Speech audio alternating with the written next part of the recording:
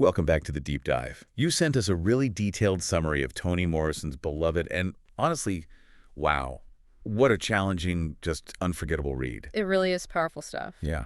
So our goal today isn't just to, retell the story beat by beat. Right. We want to really try and extract the most important insights, the things that make this novel such a huge work. We want to uncover how it explores slavery's devastating legacy, the grip of memory, trauma, and that really complex search for identity after the fact. It's a massive undertaking for sure. And I think what truly stands out in Beloved, what's fascinating here, is how a single, very personal story can hold such broad, deep human experience. Right. This isn't just a novel. It's such a critical piece of American literature because it really illuminates how history isn't just over. No. It actively shapes, even haunts the collective psyche, It forces us maybe to confront these lingering effects of the past that we might rather just ignore. That idea, the unseen wounds and the haunting, that feels so central, especially because Morrison doesn't just stick to straight realism, does she? Not at all. She weaves in these supernatural elements that, well, they seem to make those invisible scars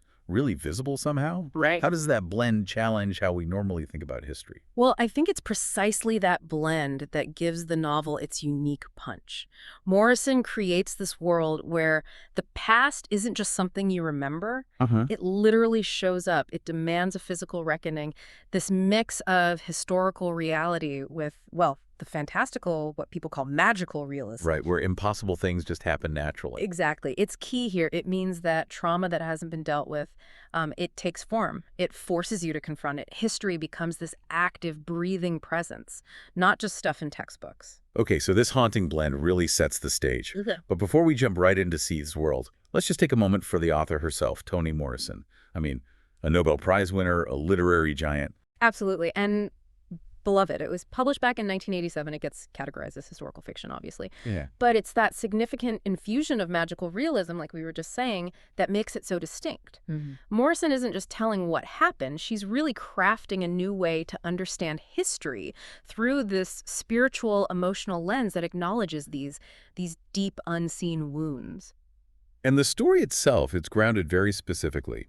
Post-Civil War, Cincinnati, 1873. Why is that specific time and place so important? Well, that setting, right after the war, is incredibly significant for digging into slavery's legacy. I mean, the war was over, technically. People were legally free. Right. But the novel just dives deep into the insidious effects that slavery still had on individuals like Sethe. So it's not just about the physical freedom. Not at all. Morrison is basically arguing that physical emancipation, that's just step one. True freedom, as Sethe's whole journey shows us, it's this agonizing internal struggle. It's trying to untangle your own identity from the absolute dehumanization of slavery.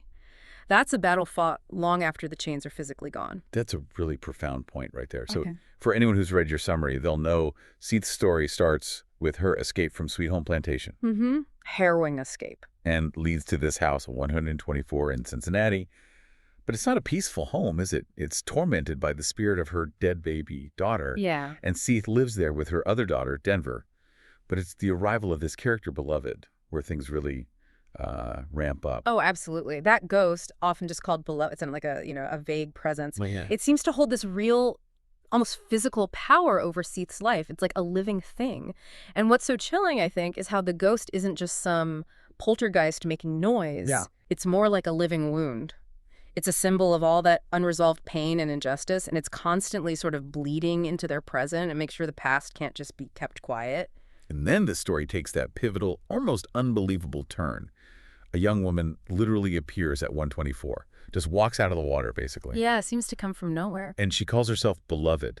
It's this moment that just shifts everything, blurring that line between past and present completely. Her arrival is, well, it's profound. There's no other word.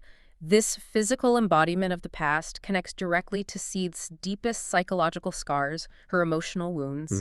Beloved arriving reawakens memories that Sethe has buried deep, memories of the awful things she suffered at Sweet Home, and maybe most horrifyingly, this memory of a truly desperate act Sethe committed, something she did trying to protect her children from ever going back into slavery.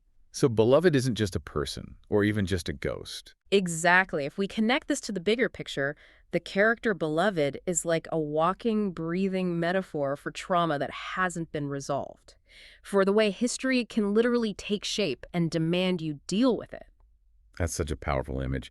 And while Seath's story is definitely central, we do get other viewpoints, like Paul D., right? Another former slave from Sweet Home. Yes, Paul D is crucial. His reconnecting with Seath, it helps to slowly, painfully kind of unfold these broken memories. He provides another lens. He's both a reminder of that shared past, but also maybe represents a tiny glimmer of a possible future of moving forward. Okay, so we sort of walk through the world Morrison builds in the main story. Now let's really get into those powerful universal themes that she weaves throughout Beloved, because these feel like more than just literary ideas, right? They're deep insights. Absolutely. They speak to the human condition. Let's start with memory and trauma. Seath's whole life seems like this constant struggle to escape her memories of slavery. It shows just how deeply the past can carve itself into you. It does. But is Morrison saying memory itself is the prison? Can you ever really forget trauma like that? Well, she definitely shows how the past relentlessly shapes who you are. And yes, memory in this book often does function like a prison. Yeah.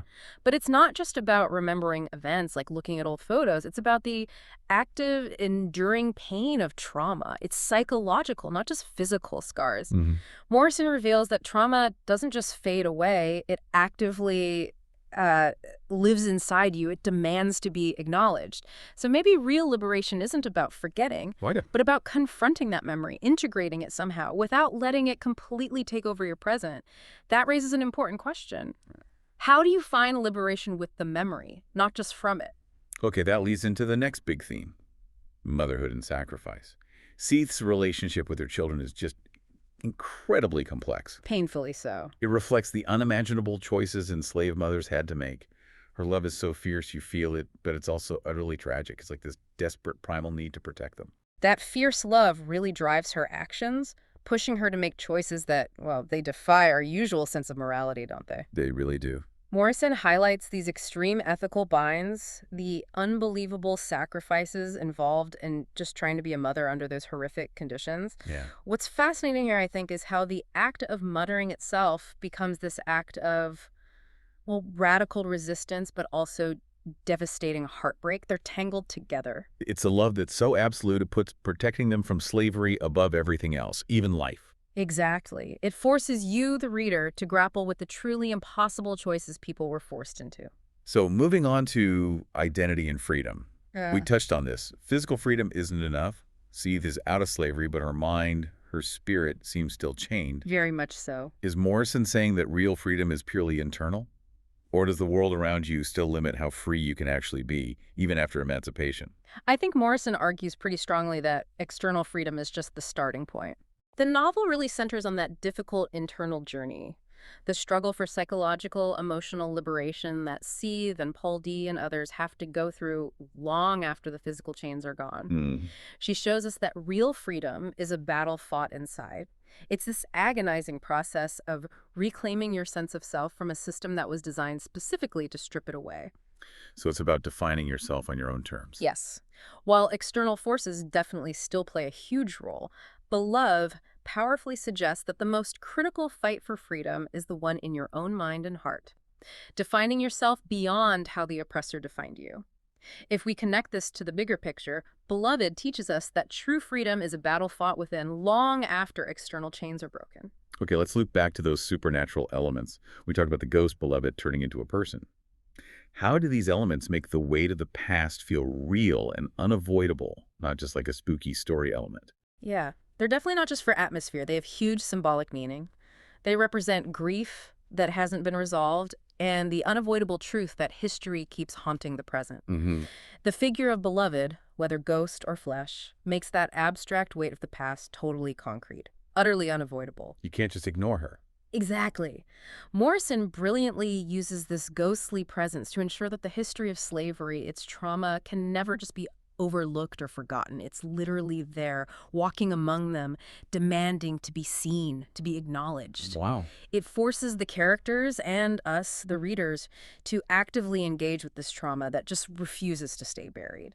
It's a really potent way to make those invisible scars visible. It really is.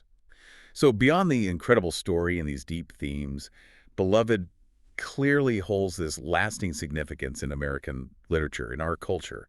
It's not just seen as a good book. No, it's considered essential. Why do you think it has that status? What gives it that enduring power? A lot of it comes down to Toni Morrison's writing itself. That poetic prose is just stunning. But also her profound insight into the African American experience, and particularly the brutal, lasting legacy of slavery. Her writing isn't just beautiful language. It cuts right to the bone of human suffering, but also resilience. It lets you truly feel the weight of that history. Yeah. That's why it's still so vital for understanding how history doesn't just happen and go away. It leaves these deep marks on individuals, on communities, on the whole country. And the literary world certainly saw its importance. It got huge critical acclaim and, of course, won the Pulitzer Prize for Fiction in 1988. That really cemented its place. Right, but more than just awards, the novel fundamentally challenges readers. It makes you confront these unspoken horrors of history, the immense complexities of suffering. But also healing, redemption. But also the incredibly hard paths toward healing and maybe redemption. What's crucial here is that Beloved doesn't give you easy answers. I know, definitely not. It compels you to ask deeper, more uncomfortable questions about our shared humanity, about how we reckon with the darkest parts of our history. It demands engagement, not just passive reading. What a journey this deep dive has been, really. We've touched on Sethe's escape, the haunting of 124, Beloved's arrival. That mysterious, profound arrival. And then digging into this complex tapestry of memory, motherhood, identity, and that constant struggle for true freedom after slavery. It truly is a deeply moving look at slavery's aftermath. And its central question, the one that really endures for you, the listener, is how can individuals live? How can they find peace after such profound trauma? And that raises an important question for all of us, doesn't it? Even today. How do we as individuals and as a society process and move forward from these deep historical wounds that keep rippling through generations? Absolutely. So as you go about your day, maybe consider this final thought. How might the unseen scars of history, kind of like Beloved haunting Sethe's house, still linger in our world today? Yeah, in our stories, our assumptions. Right. How might they be subtly, or maybe not so subtly, demanding our attention if we really want healing and progress? It's a question that definitely goes beyond the book. That resonates deeply. Thank you so much for joining us on this deep dive into Toni Morrison's Beloved. We really, really encourage you to explore this unforgettable novel for yourself if you haven't. It's an experience. It truly is. It stays with you. It is. Until next time, on the deep dive.